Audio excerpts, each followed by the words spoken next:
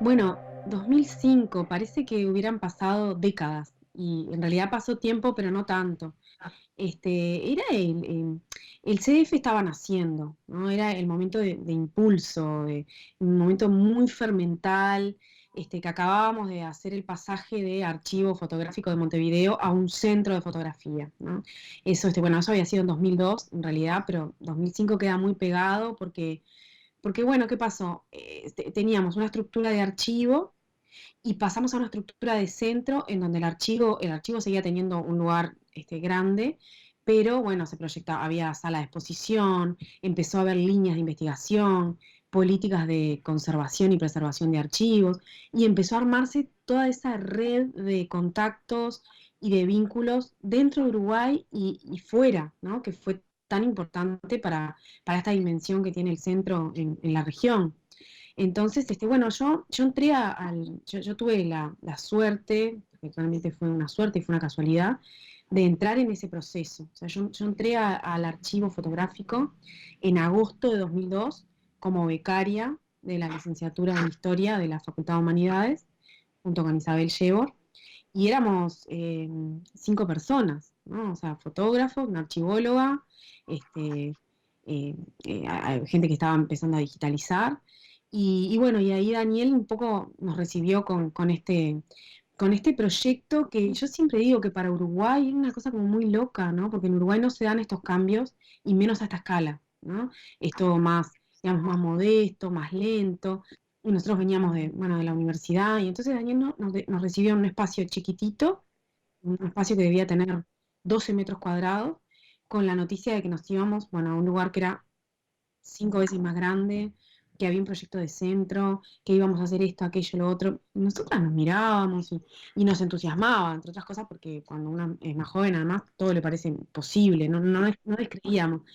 Pero en ese contexto, bueno, a fin de año de 2002, digamos, se bautiza el centro y empezamos, ¿no? Como con un bombardeo de proyectos, de líneas de trabajo. Era realmente una locura, ¿no? Porque hacíamos, bueno, tratábamos de documentar el archivo como podíamos, porque nosotros teníamos una formación muy poco visual como historiadoras, y también desde la archivología había una formación que tenía carencias todavía en ese sentido.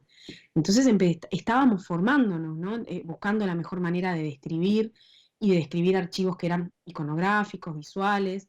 Estábamos tratando también de generar algo muy interesante conjunto entre fotografía e historia desde el presente. Habíamos largado los proyectos nosotros, que eran las historias de los barrios, siempre partiendo del archivo, ¿no? Viendo que nosotros teníamos que continuar ese archivo, pero con qué criterios. Y como las dos trabajábamos además en cuestiones más vinculadas a la historia contemporánea y más reciente, también siempre interesadas por avanzar y suplir esa pata, ¿no? Entonces, bueno, un aluvión. Estas Sí, jornadas buscaban, yo si lo tuviera que decir como en dos grandes titulares, o sea, por un lado eran el primer encuentro específico e interdisciplinario, ¿no? En materia de fotografía. No era algo para fotógrafos exclusivamente, era algo para personas que desde áreas muy disímiles y algunas que incluso no tenían entidad propia, eh, se sentían convocadas por los problemas de la fotografía, como práctica, como tipo de documento, como lenguaje. O sea, se armó como un espacio muy, muy democrático, muy inclusivo, y bueno, y en donde en realidad todo estaba por hacerse. Es algo muy, muy raro que pase eso, ¿no? No se priorizó primero adentro y después afuera, porque tenía que ser a la vez, ¿no? Tenía que ser, encontrémonos, y como ninguno es del todo referencia todavía en un área tan interdisciplinaria, veamos desde afuera cuánto han avanzado y en qué medida podemos tomar lo que ya existe. Siempre decíamos que teníamos como una especie de suerte o de ángel aparte, que tiene nombre, ¿no? Que es Carlos Ángel Carmona, que es uno de los fotógrafos que fue, de los primeros fotógrafos de la Intendencia, y que autor de la mayoría de las fotos de la década de los 10, del 20. Carlos Ángel, en algún sentido, nos tiene que haber ayudado, decimos siempre, a que la gente afuera tuviera tan buena onda ante nuestra invitación, nuestra consulta, nuestro planteo, porque fueron todos contactos, fueron botellas que lanzamos en el mar, ¿no? Las jornadas siempre fueron temáticas, ¿no? Y las primeras fueron el archivo por el tema de que había una realidad acuciante, ¿no? Que era que la memoria fotográfica de nuestro país estaba, no quiero ser drástica, no quiero decir en peligro, pero bueno, corría riesgo en un porcentaje alto de perderse, porque era más que memoria, ¿no? Estas jornadas fueron multifacéticas, en el sentido de que estábamos atacando el archivo en su condición material y estábamos atacando el archivo en su dimensión más simbólica, ¿no? Por eso es que, y estábamos atacando también, fíjate que por ejemplo yo ahora recordaba que estuvo María Balsa, que fue una abogada que habló sobre los derechos de autor en relación a la imagen. O sea, estábamos atacando la cuestión desde múltiples aristas.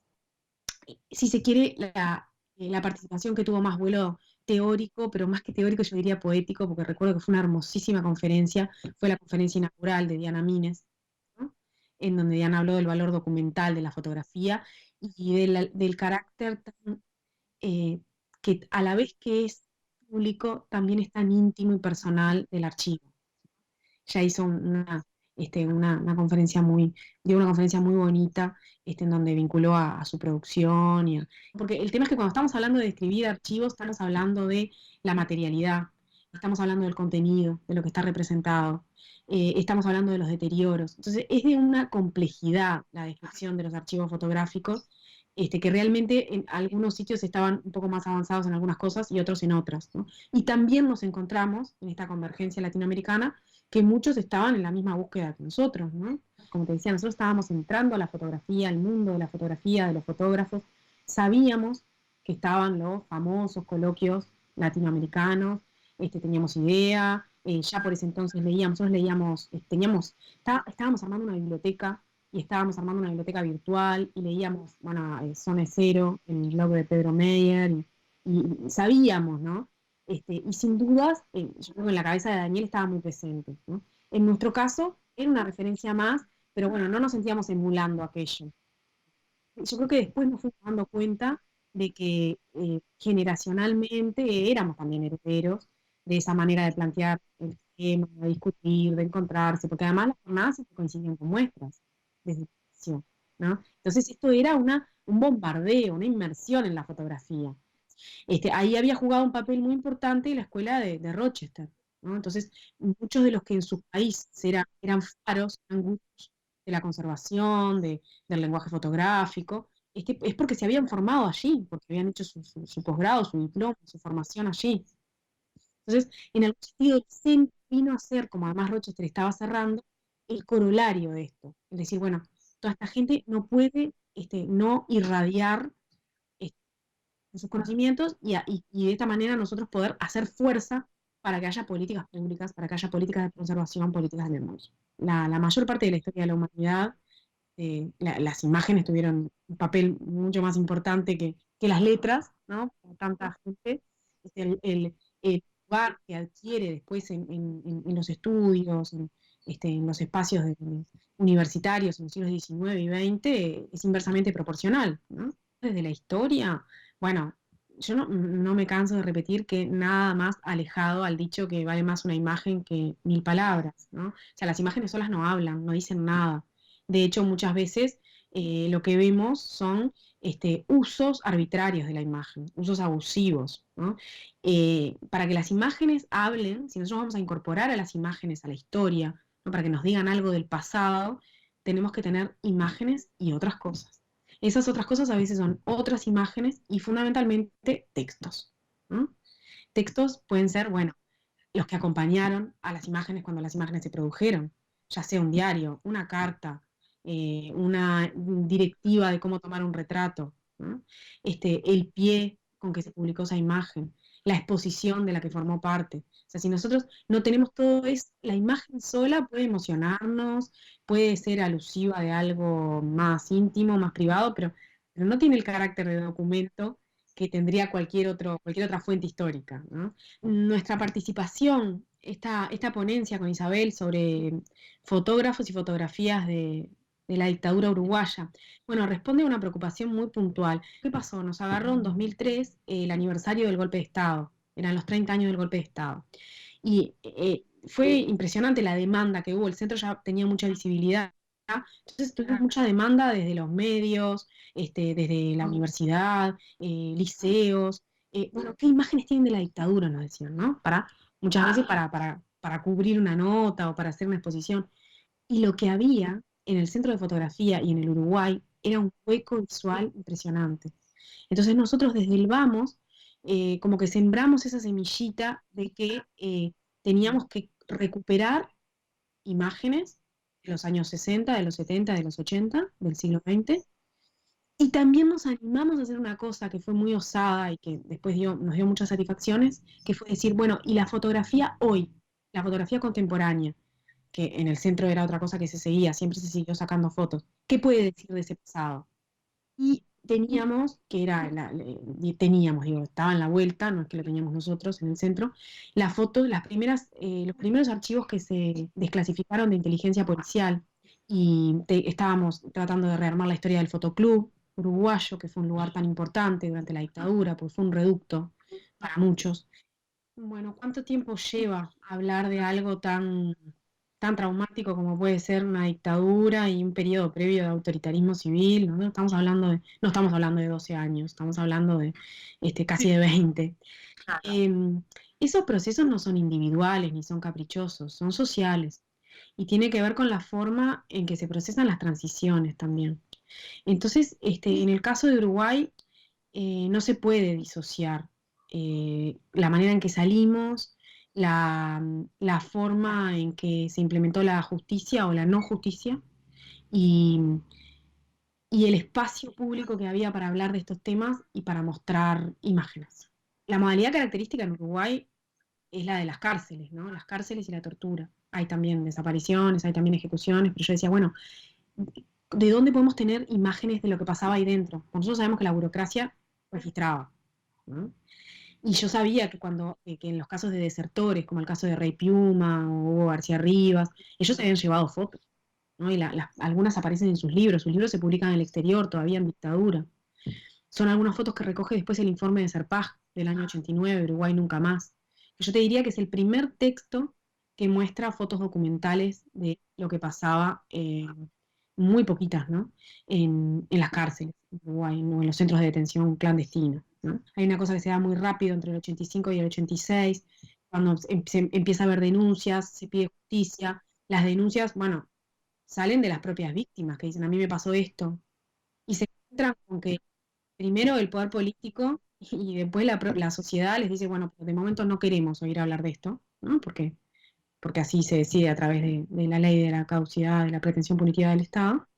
En los 90 es tal cual que entre 89, que no sale el plebiscito para revocar esta ley de impunidad, y el 96, que se da la primera marcha del silencio, es se arma como una especie de paréntesis de silencio en donde no hay producción historiográfica, no hay producción en las ciencias sociales, no hay casi actividad de los organismos, hay como una especie de rebote donde la gente está planchada, ¿no? Lo que me interesa plantear es eso, que los tiempos de la memoria, eh, bueno, son tiempos sociales, no son individuales, tienen que ver con circunstancias políticas, de los medios de comunicación, de la región.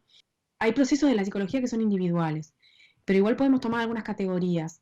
Yo creo que lo que hay es, y esto está ahí, está muy estudiado, sobre todo que hay un campo de trabajo sobre la memoria social, hay memorias sociales que algunas son dominantes y otras son subterráneas, eh, disidentes, ¿no? Entonces, lo que se va dando son cambios en donde memorias que eran subterráneas, débiles, pasan a ser hegemónicas. Y ahí entonces empieza a haber espacio para que muchos hablen, ¿no? Nadie habla porque sí, hablan porque empieza a haber espacio de audibilidad. Encuentros latinoamericanos en relación a la fotografía, más que pertinentes, más que bienvenidos.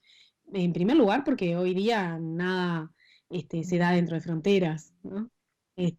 Nosotros hay que reanudar, retomar y profundizar el diálogo con, este, con, con los demás latinoamericanos, ¿no? Primero porque estamos en un mundo totalmente atravesado por problemáticas comunes, nos va a enriquecer, nos va a confrontar, probablemente nos va a hacer ver diferente cosas que a veces tenemos muy cerraditas o muy cuadraditas.